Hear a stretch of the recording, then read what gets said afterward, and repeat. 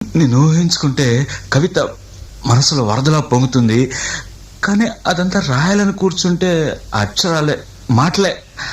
ఊహలన్నీ పాటలే కనుల తోటలో, అదే తొలి కలల కవితలే మాట మాటలో. అదే ఆహా బ్రహ్మాండం. కవిత కవిత పాడు.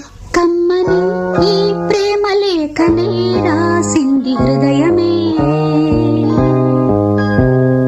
ప్రియతమా నీ వచట కుశలమా నే నిజట కుశలమే.